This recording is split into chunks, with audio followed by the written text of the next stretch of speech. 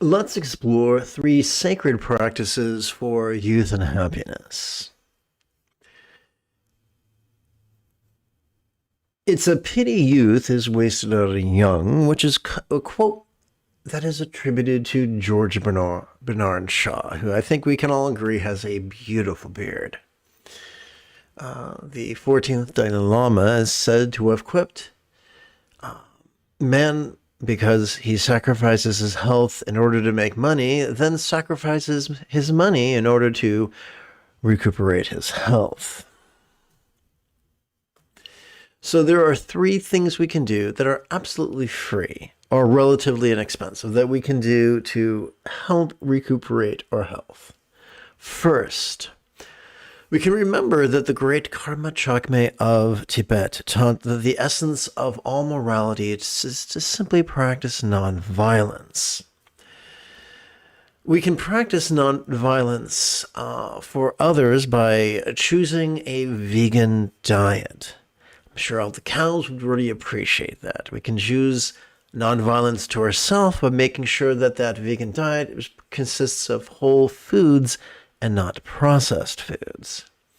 A whole food vegan diet has a wonderful effect on the health.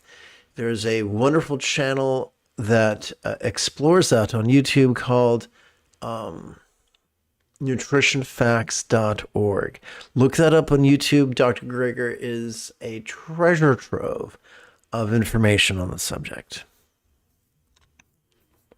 The second thing we can do is to get some physical exercise, but sustainable exercise. The older we get, the less, biologically speaking, no matter how regardless of how impeccably we've exercised and eaten in our lives, the older we get, the less resilient we are. That's just an ugly truth of aging. So I recommend sustainable non-impact activities such as walking. An additional one that I like using is Buddha bowing. Now, because due to my arthritis and I'm no longer capable of performing Tibetan-style Buddha bowing, instead what I do is I perform variations of geriatric squat thrusts. I should say geriatric step back squat thrusts before a Buddha image. Or before my meditation cushion. I do not do this superstitiously, but it's kind of fun to incorporate it into Buddhism. So I'd like to demonstrate that right now. If there's anybody watching in an official capacity, I am disabled. This is uncomfortable, but I have to do this in order to slow down the processes at war against this body. So if I can do this, most people can do this, not everybody.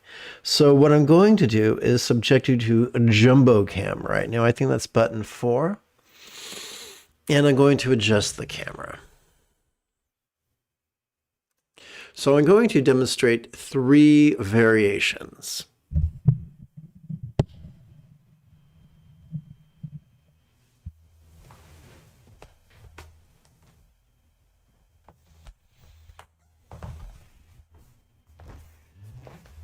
Okay, I'm not an exercise physiologist. I'm just some guy who does this stuff.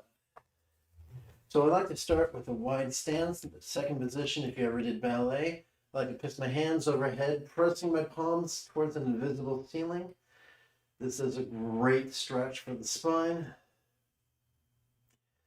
As I exhale, I place my palms on the ground. I step back, and I can feel the load on my core. I step forward, weight on the heels, and I stand back up. Now, the first variation is what I call chambered, and it activates one's pulling muscles. So instead of the fingertips pointing forward, it's going to be fingertips pointing back.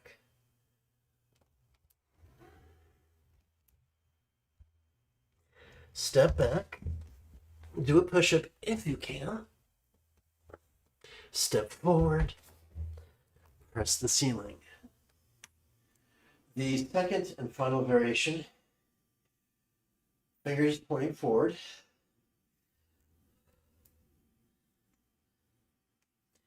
Okay, step back. Tush in the air like you just don't care. Shoulder press. Plank. Step forward. Press the ceiling.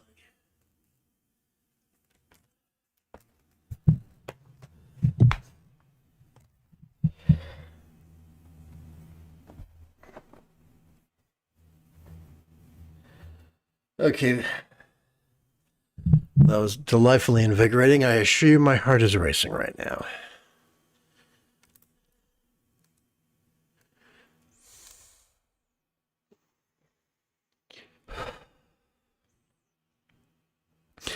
Now, monks love.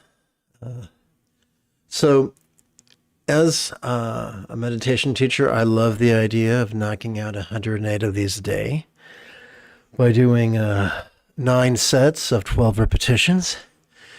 Sadly, at this point, I'm only able to do about 4 or 5 sets of 4 repetitions.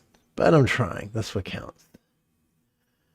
Let's go back to number 9. Oops, let's try number 5. And let's adjust the camera.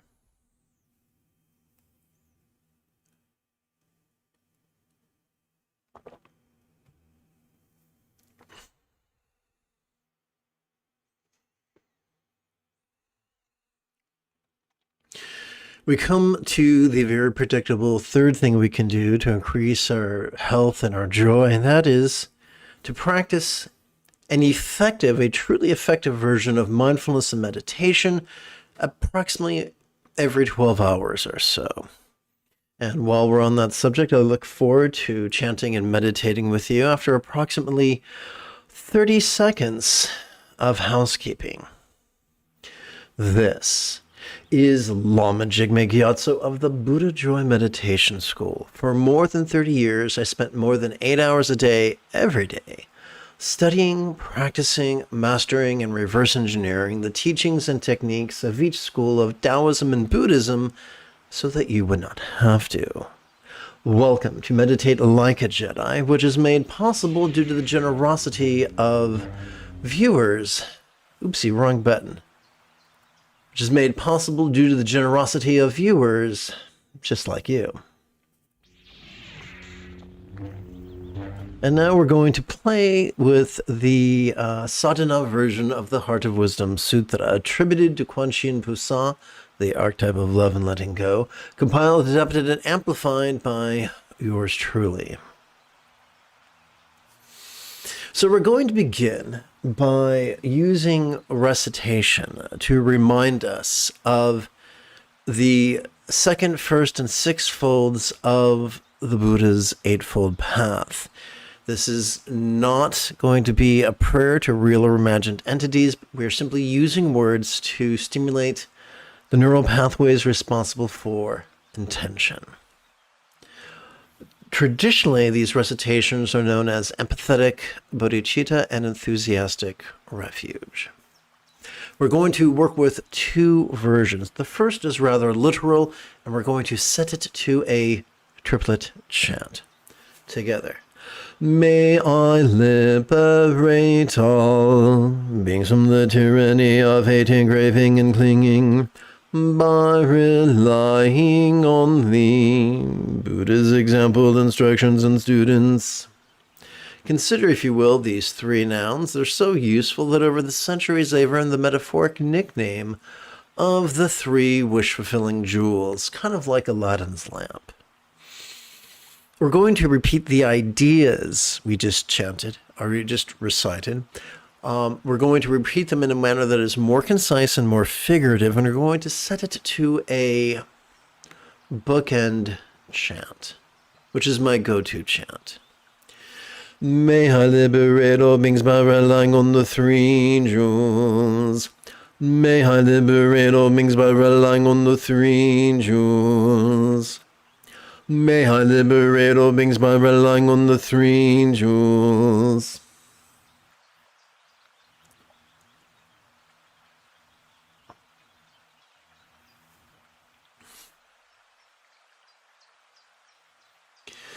As children, the first bicycle we most likely received had training wheels, which, although ungainly, did get the job done.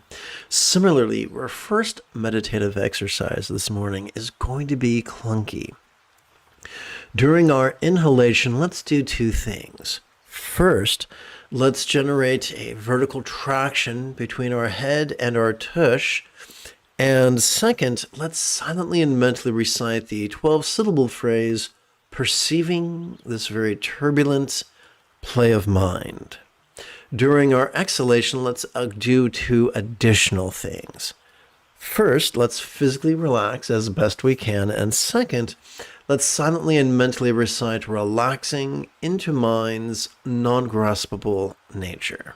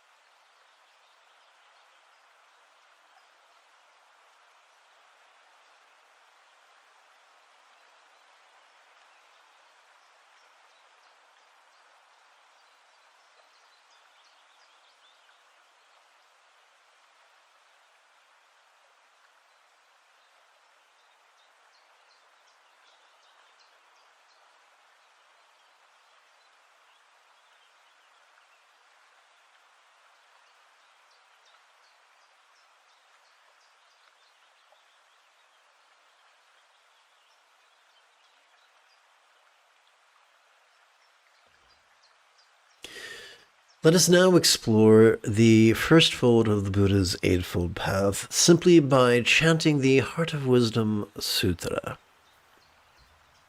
together. And by the way, if you've just joined this morning's live stream, welcome aboard. The moment you have a specific question about Buddhist chanting, Buddhist meditation, Buddhist philosophy, or how to apply them, immediately type your question in great detail in the chat window. Together. So, oh yeah, by the way, when you see something in standard font, that's from traditional sources. When you see it in traditional font but italicized, that's me paraphrasing or adapting it. And when you find it in brackets, that's me amplifying the text. I say this not to boast, but simply because I do not wish to deceive you. Together. It is said that Quan Chi and Pusa and Octep of love and letting go, while moving in the deep peace of the perfect understanding of awareness and release, shed 5 on the 5 aggregates and found them equally empty. After this realization, she made peace with all pain. So there are two things that need explaining.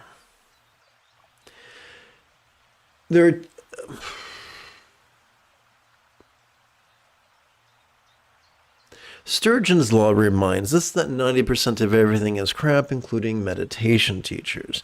Many meditation teachers refuse to define emptiness, or if they do, they're needlessly cryptic. That doesn't help anybody.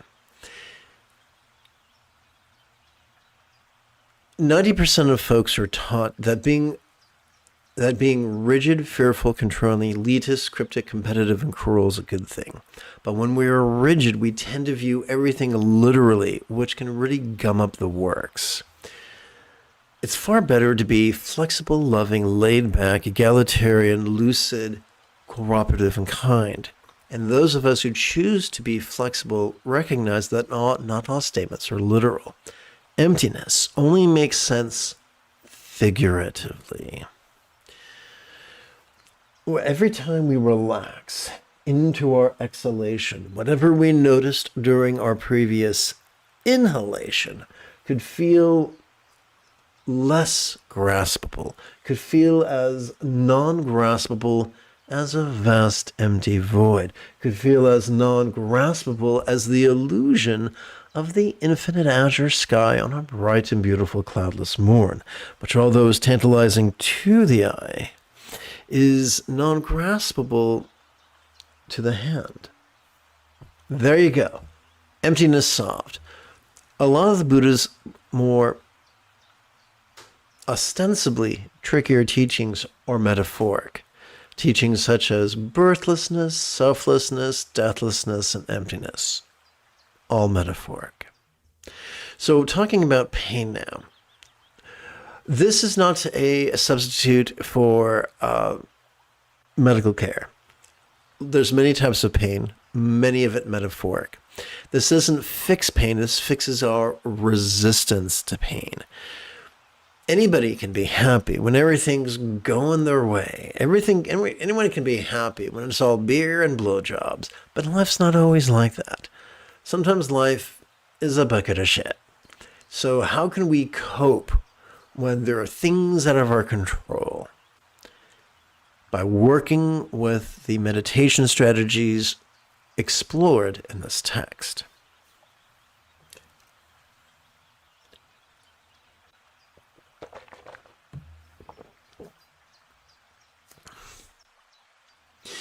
Let us remove the first of two metaphoric training wheels and reduce the number of syllables in our contemplative exercise from 12 down to just 3. Let us practice Sati's Passaddhi.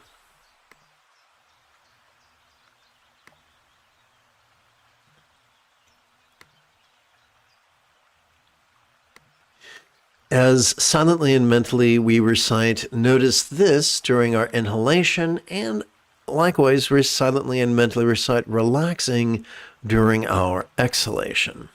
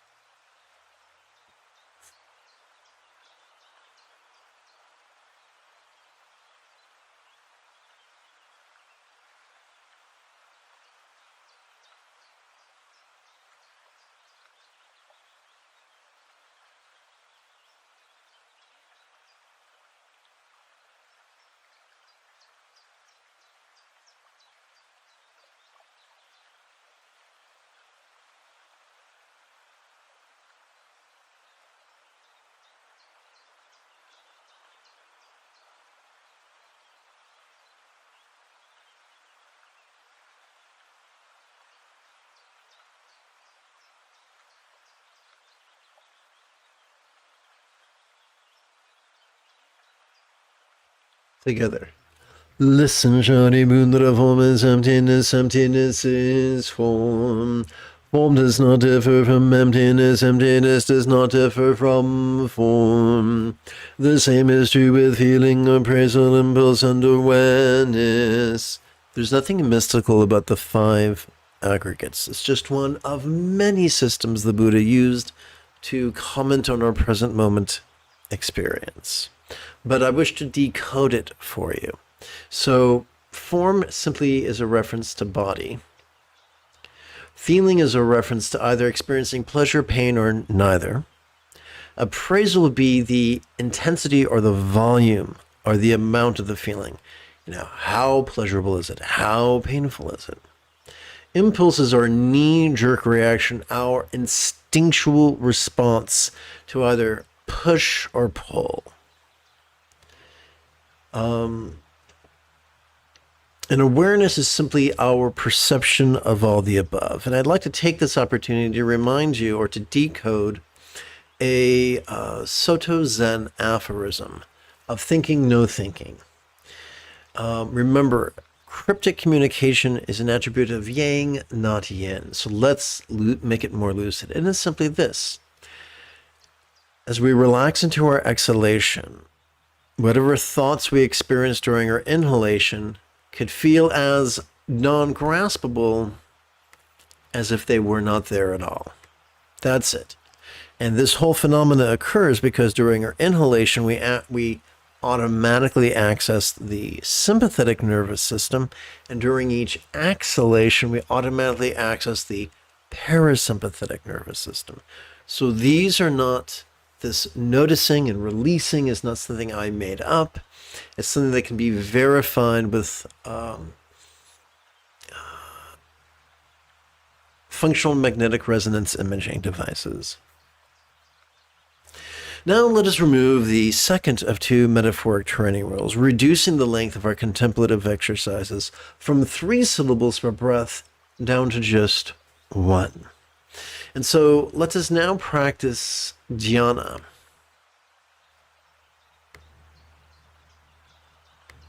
As easily as silently and mentally reciting the demonstrative pronoun this during each inhalation, and during each exhalation, the monosyllabic verb ease, which functions as a synonym of relax.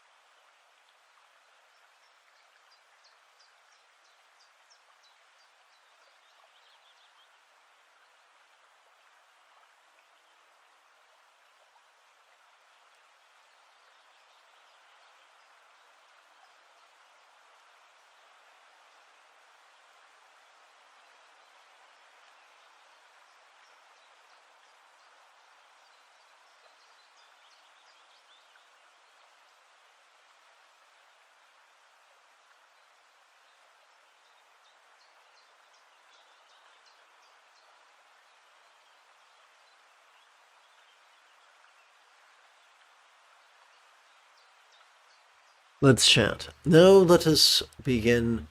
Let us explore non-duality. Listen, Shari Putra, phenomena are marked with emptiness. They are neither produced nor destroyed, neither corrupted nor purified, neither increasing nor decreasing. So, once again, like most things in this text, this is highly figurative. All it means is, once again, and I'm going to repeat this many times, every time we relax into our exhalation, whether we notice production or destruction during our inhalation, they both have the same taste when we breathe out, and that is the taste of non-graspability. So non-graspability is the great equalizer. Now, we don't want to take a literal view of non-graspability. Non-graspability is just a fun exercise. If you sincerely believe that doggy doo and chocolate are non-dual, then you don't get to make, dessert for me.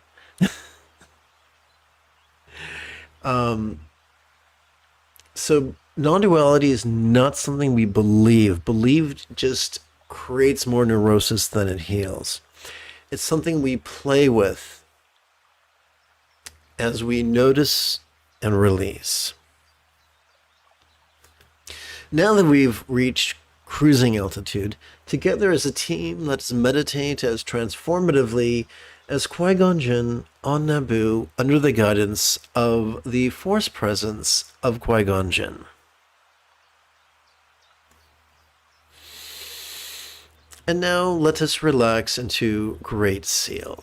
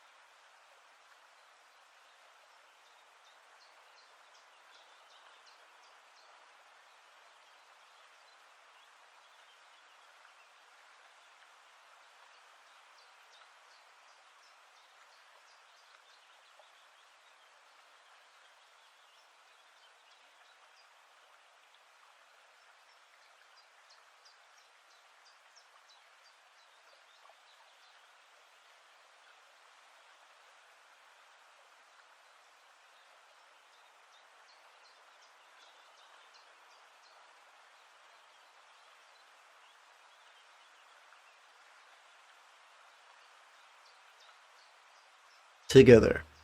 Therefore in emptiness there is no form, no feeling, no appraisal, no impulsion, no awareness that once perceived cannot be released.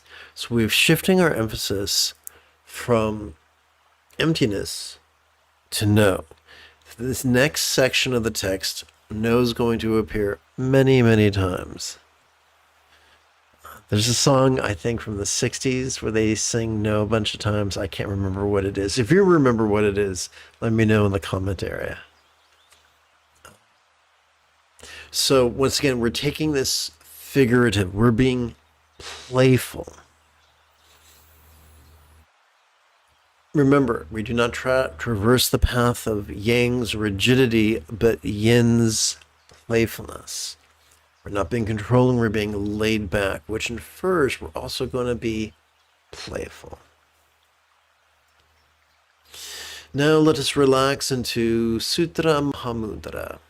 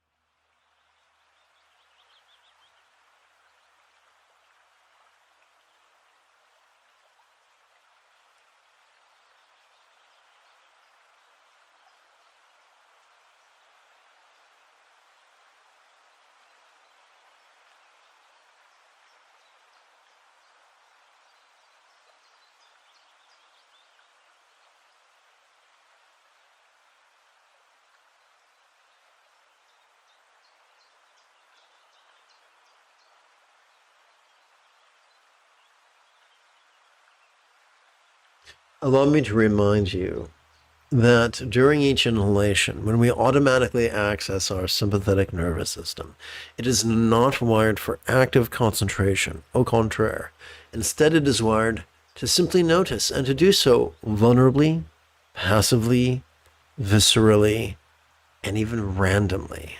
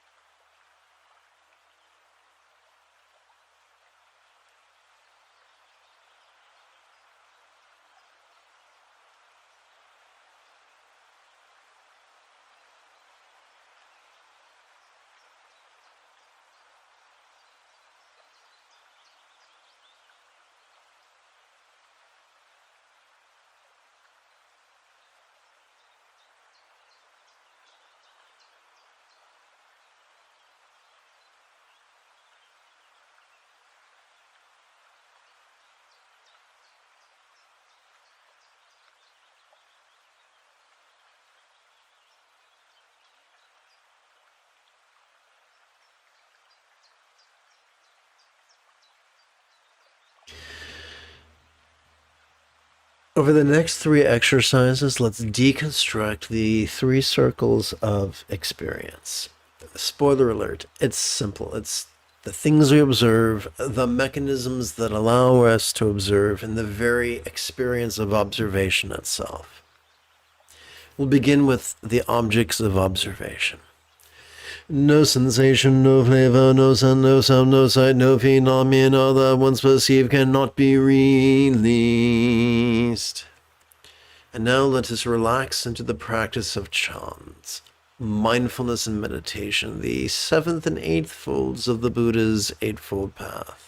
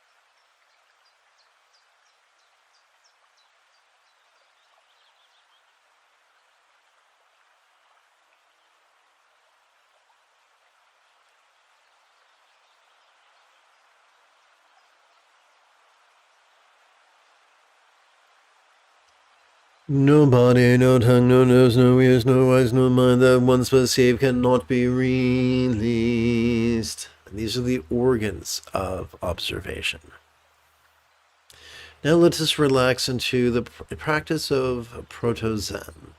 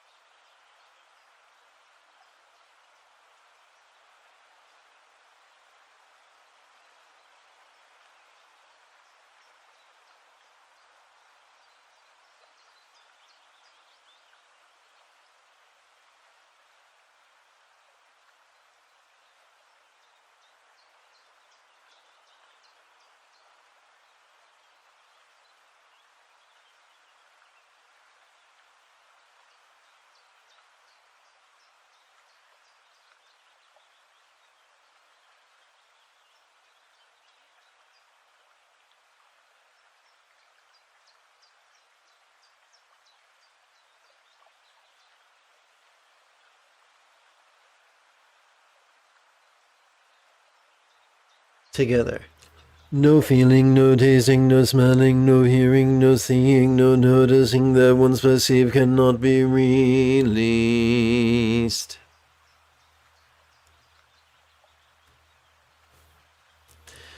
Let us now relax into the great coalescence.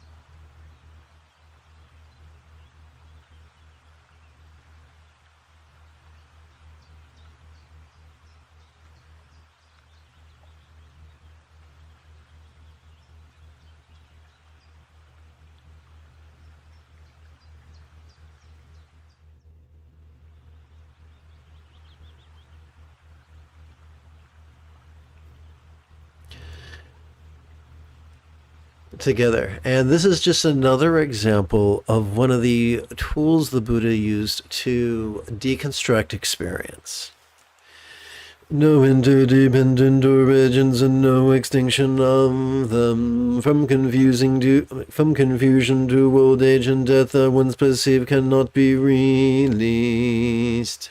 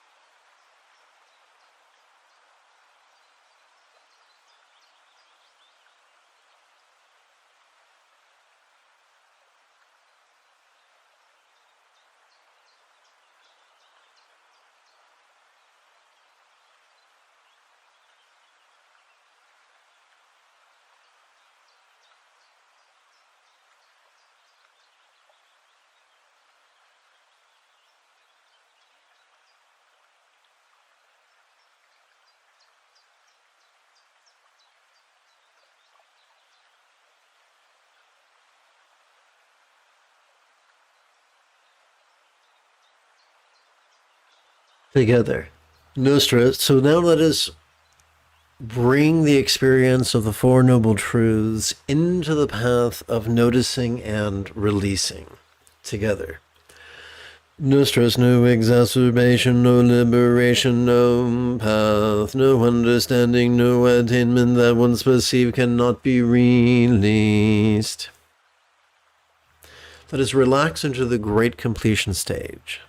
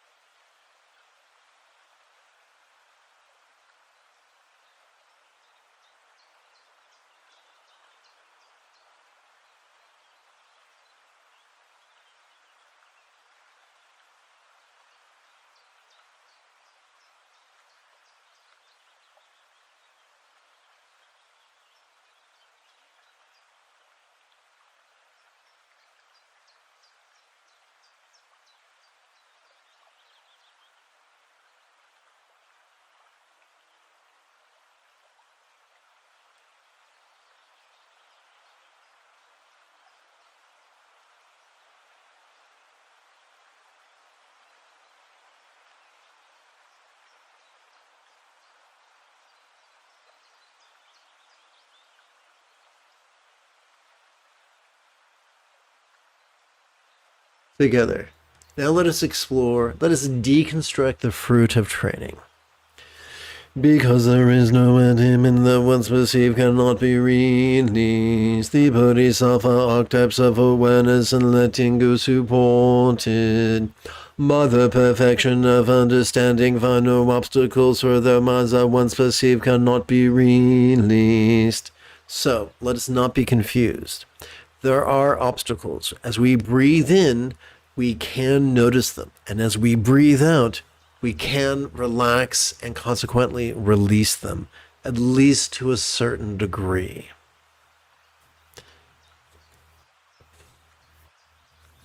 Now let us practice, now let us slice through the duality of dread and desire.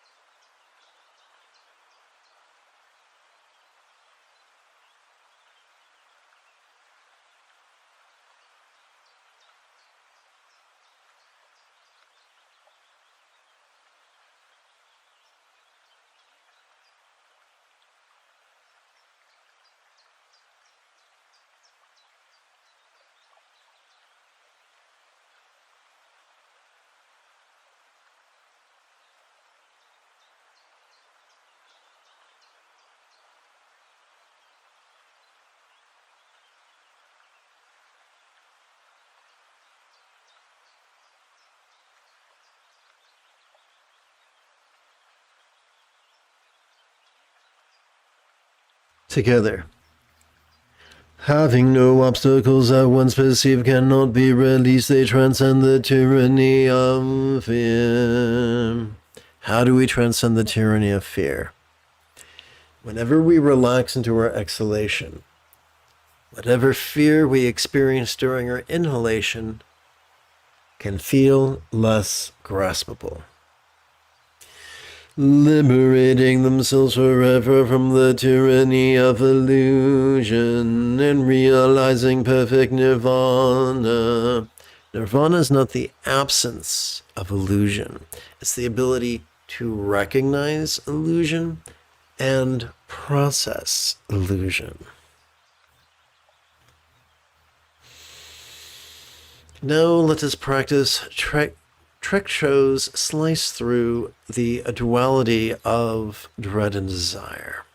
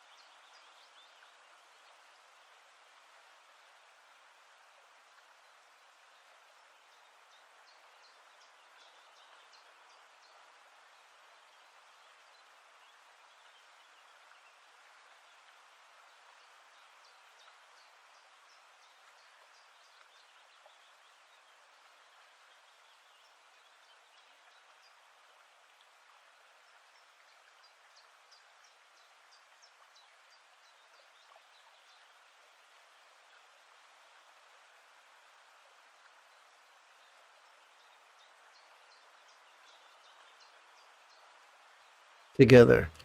All Buddhas of the past, present, and future, thanks to this perfect understanding of noticing and releasing, arrive at full right and universal enlightenment. That's right, Virginia. It's just that easy.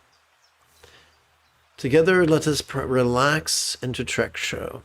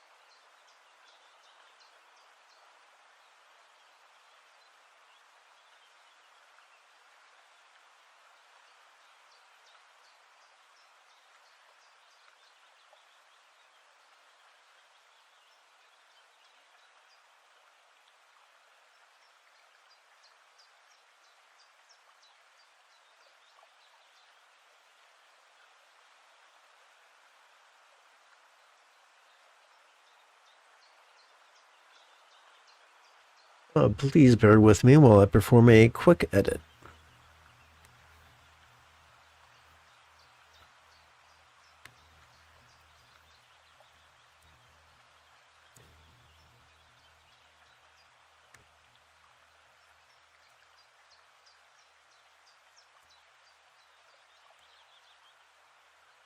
Thank you for your patience. Together. Therefore, one should know that this perfect understanding of noticing and releasing is like a great mantra, is like an unequaled mantra. The destroyer of the tyranny of all suffering, the incorruptible truth.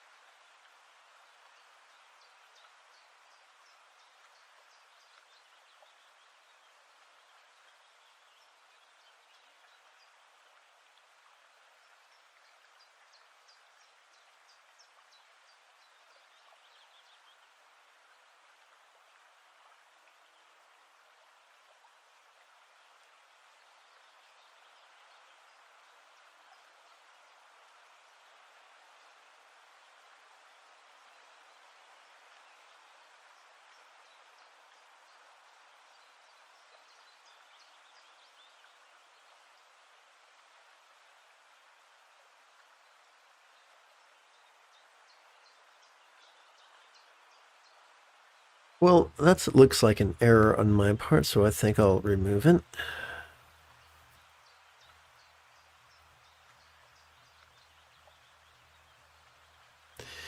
A mantra prajnapara means perfection, perfect wisdom of awareness and release could therefore be proclaimed. This is the mantra gate gate para samgate buddhi swaha. Gone completely and perfectly, gone to enlightenment, may it be so.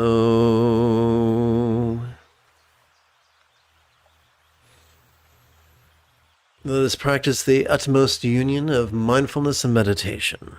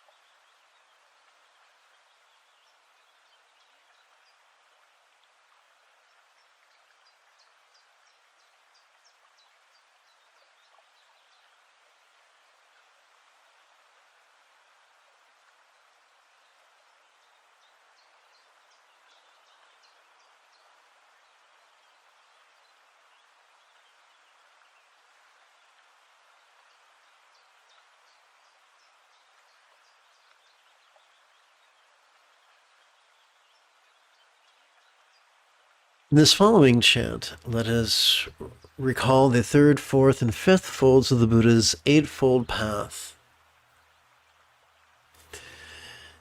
May all beings practice of kind communication, conduct, and calmness for spontaneous and uncontrived.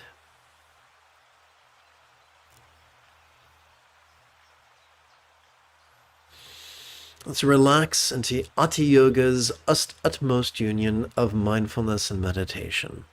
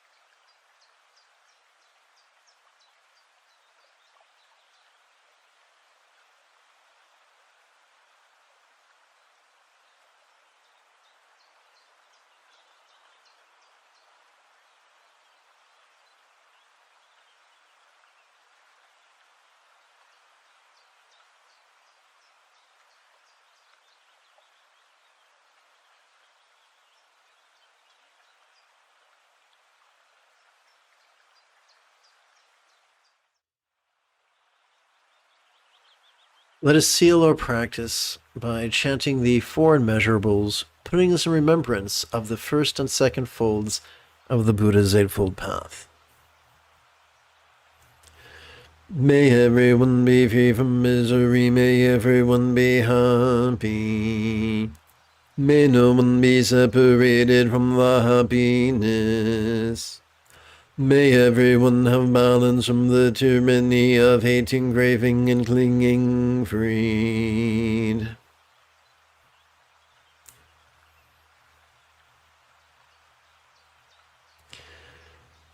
If you feel that I have earned it, you could give this live stream a thumbs up. You could even help support this channel. In approximately 10 1/4 hours, I would very much like to return to lead this evening's meditation class and group practice. And if you are as geeky as me, may the Force be with you always.